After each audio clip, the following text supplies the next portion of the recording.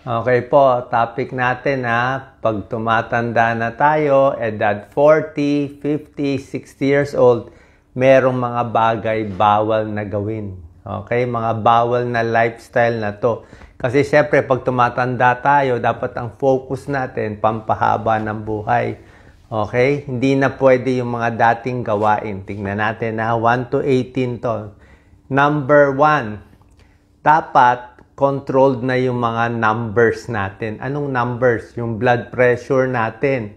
Hindi na pwede hayaang mataas yan. Pag 40 and above ka na.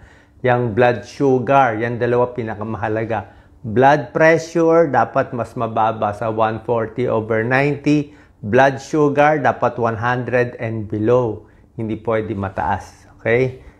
Number 2, ano yung mga bawal pag tumatanda na? Bawal na yung mga junk food.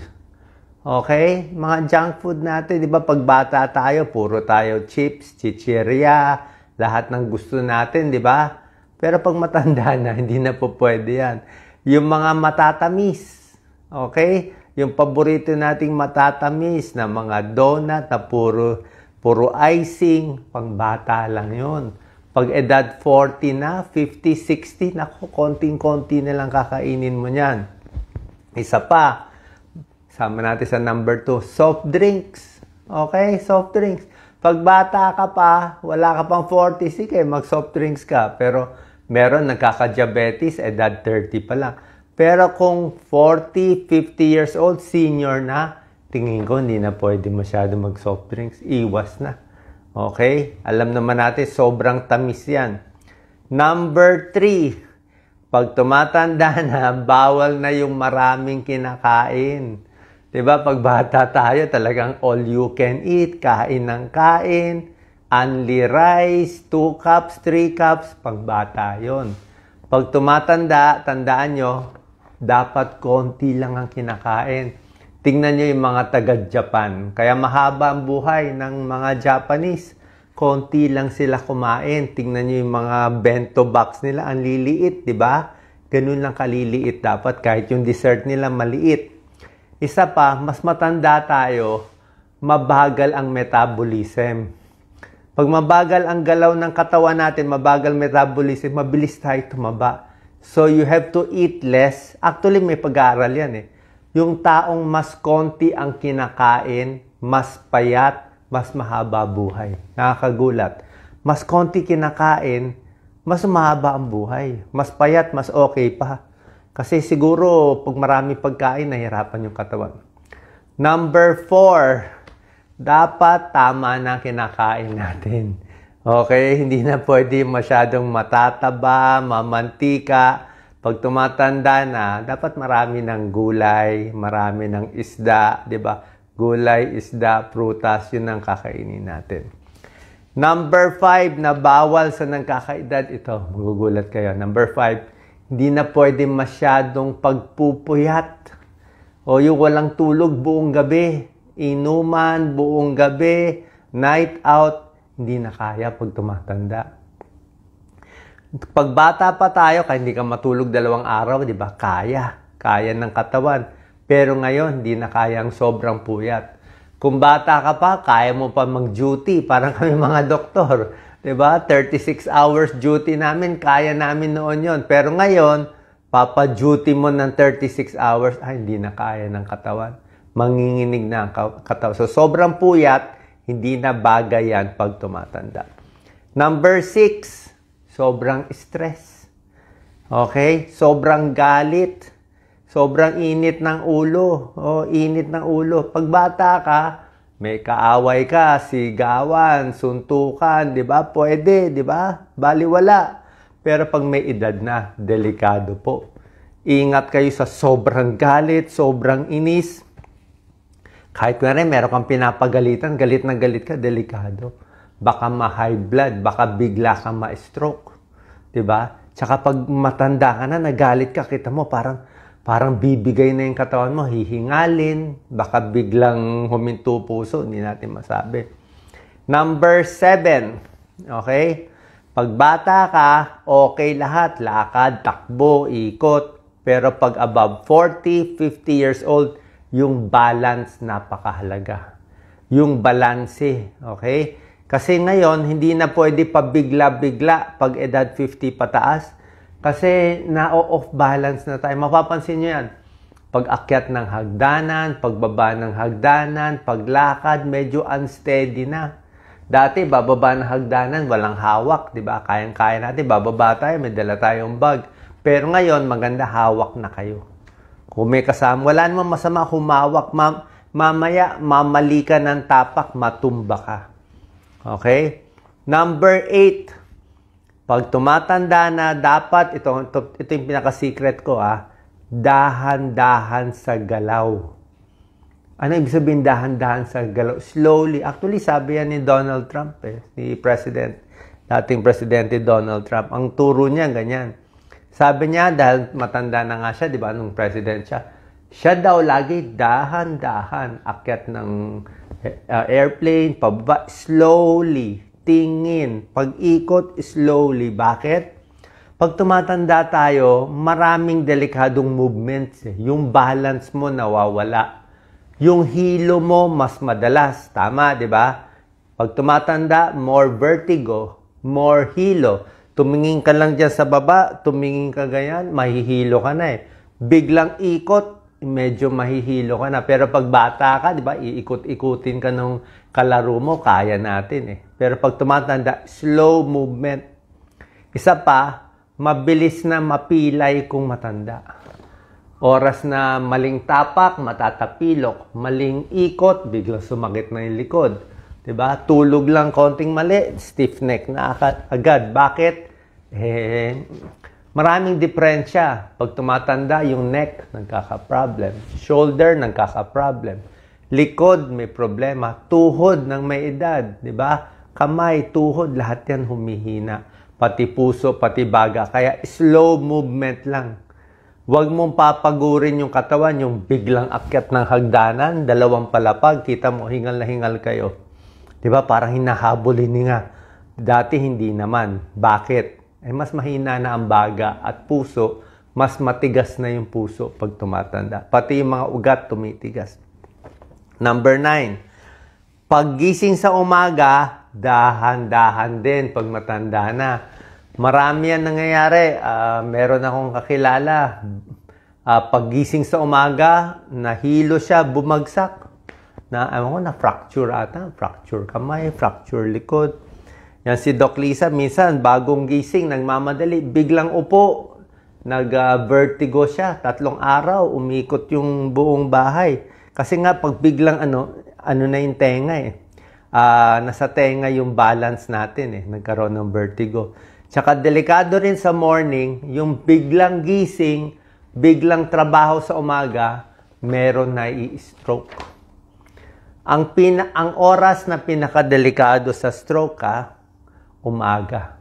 Pinakamarami na i-stroke, alas 5, alas 6 ng umaga, alas 7, alas 8. Yan ng early hours, dyan pinakamataas ang blood pressure, dyan pinakamarami na i-stroke. Bakit? Usually kasi buong gabi, pagising sa umaga kasi ang dami mo na iniisip dami mo nang gagawin, di ba? Bagong gising, tumataas yung cortisol, yung stress level natin, pati blood pressure mataas. Kaya nga yung gamot sa high blood, maganda inumin sa gabi.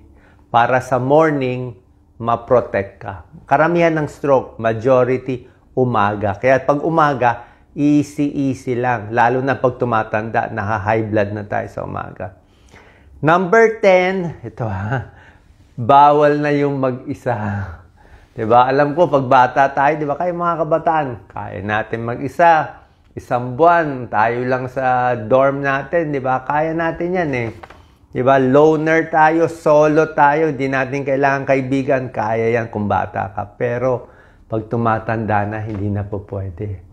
Ang pampahaba ng buhay, sabi to ng mga edad 100 pataas, yung mga lumampas ng 100, ang pinakamasaya at pampahaba ng buhay nila, kaibigan, kakilala.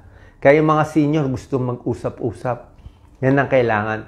Dapat kasama, may kausap. Kasi pag walang social connection ang tao, kahit pakainin mo ng healthy, okay sa lahat, walang saysay yung buhay Dapat merong kausap lagi ang senior. Laging may kausap. Social connection, pampabata, pampatalino, para hindi maulianin at pampasaya.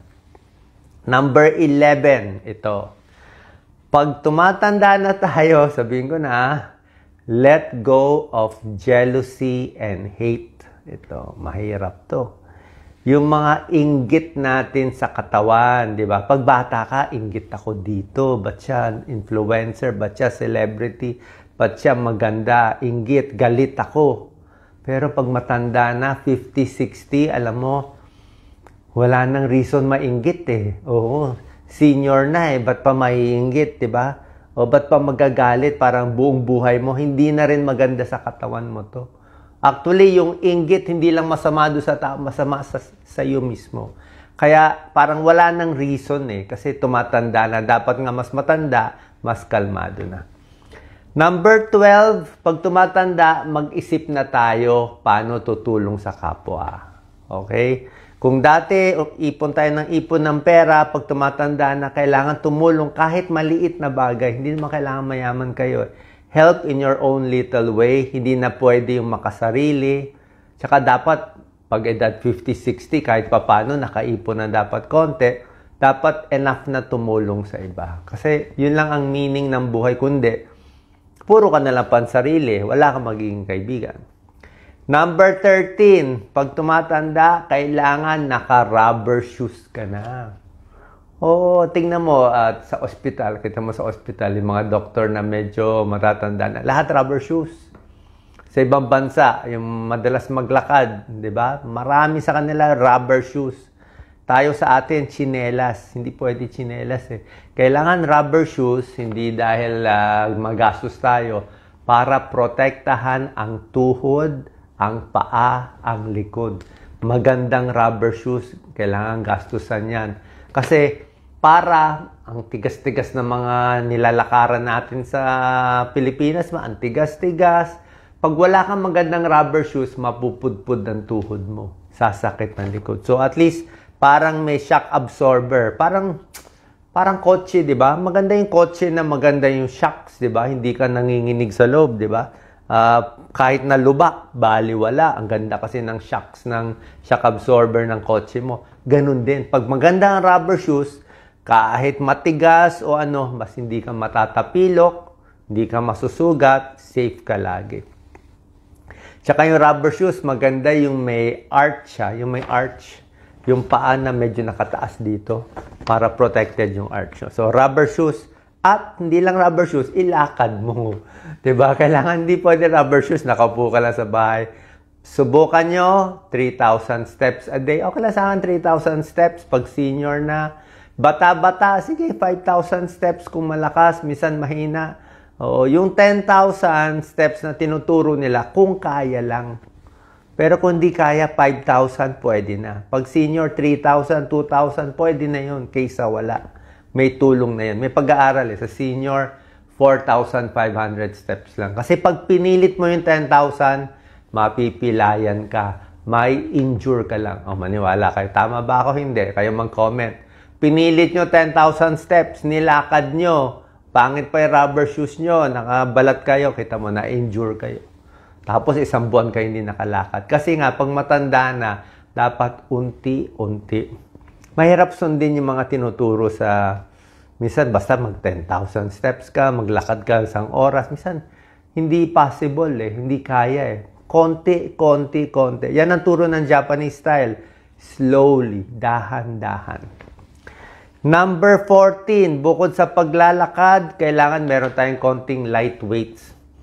Pwede may grocery, yung mga light lang, siguro 2 pounds, 3 pounds. Huwag yung sobrang bigat. O bili kayo ng dumbbell, 2 pounds, 3 pounds, siguro hanggang 5 pounds, mga 20 times, mga 20 times, ganyan.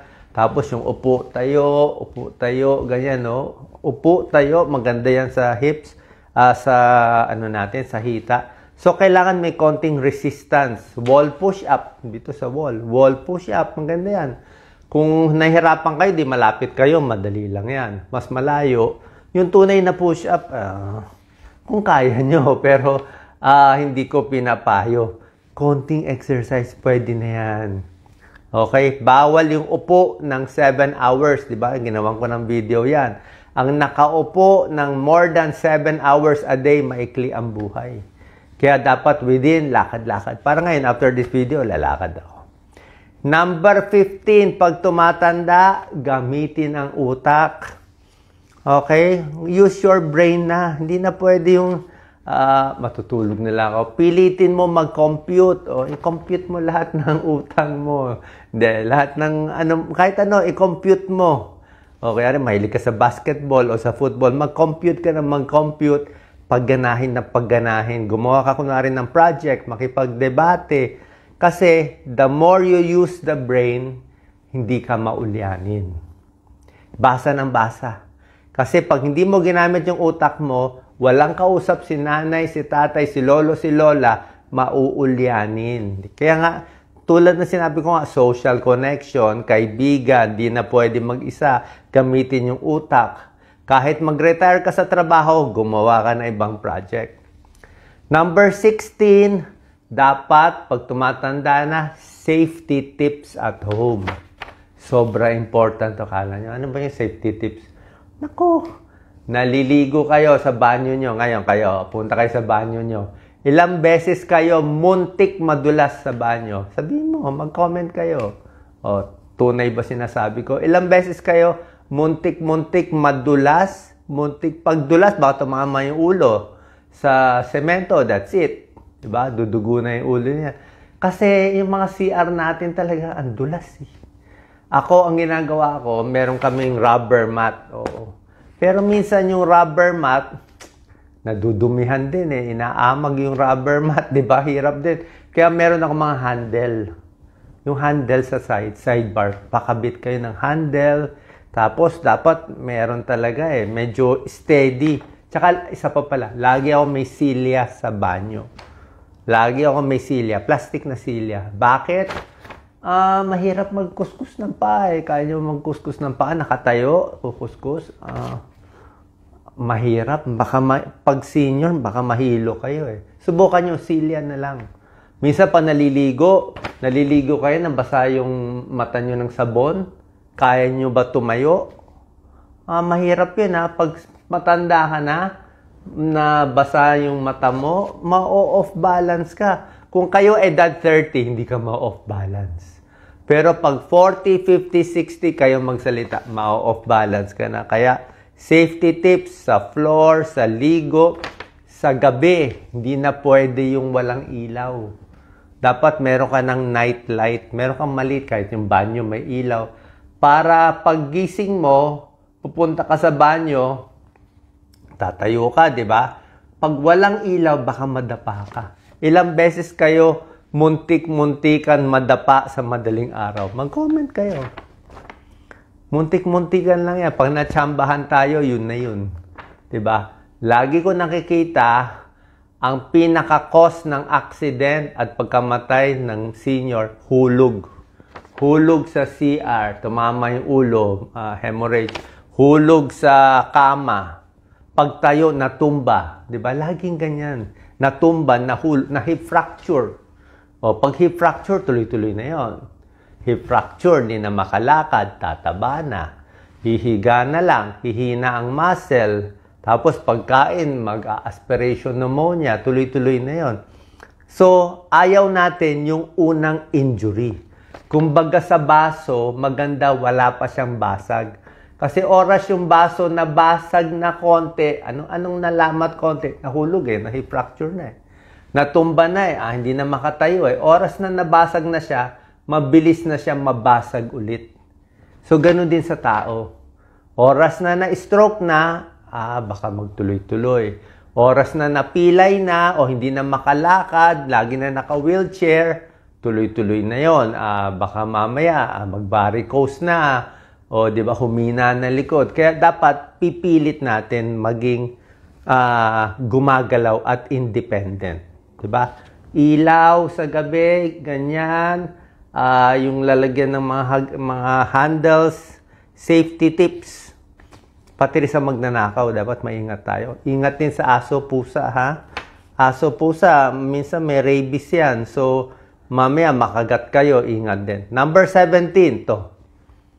Pag matanda ka na, be careful na sa weather conditions. Anong weather conditions? Ulan, araw, sobrang init, baka ma-heat stroke.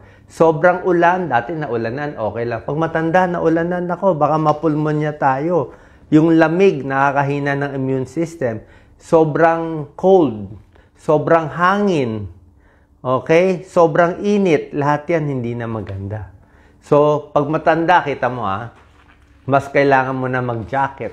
Malalamigin ka na. Di ba? Nilalamig ka na eh. Isa pa, nakalimutan ko sabihin kanina. Mas matanda, mahirap na makakita sa gabi. Parang may night blindness na tayo. Mas madilim, mas di mo na makita. Mas mabilis ka na masilaw. Okay? Kasama yun eh. Kasama yun sa pag-iedad. Kaya, pag humihina na yung balance, yung mata natin, yung tenga, a-adjust na. Dapat, safety tips na tayo. May handle na, maingat na, may ilaw na sa gabi. At yun. Tapos yung tsinelas ko, dapat nakasure na doon sa isang lugar. Mamaya, matapakan mo yung tsinelas mo, matumba pa. So, yan, number 17. And number 18, lastly, pampahaba ng buhay, dapat isipin mo na ano yung legacy mo. Diba? Lahat naman ng buhay may halaga.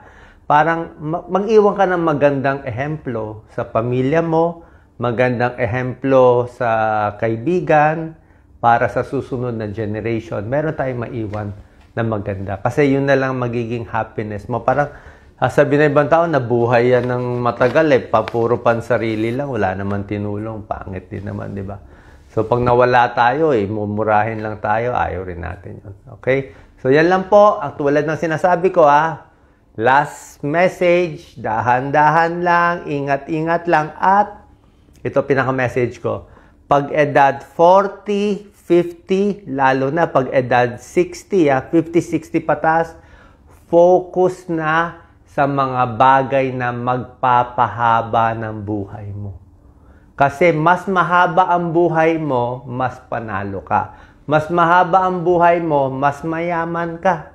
Okay? Kahit maliit lang pera mo, kung na-invest mo in 20 years, diba? Mas mahaba buhay mo, mas mayaman ka pa rin. So, mas mahaba ang buhay, mas may magagawa tayo. At syempre, laging magdarasal. Yan naman pinakamahalaga sa lahat. Salamat po. God bless po. Share po natin sa ating kababayan. God bless.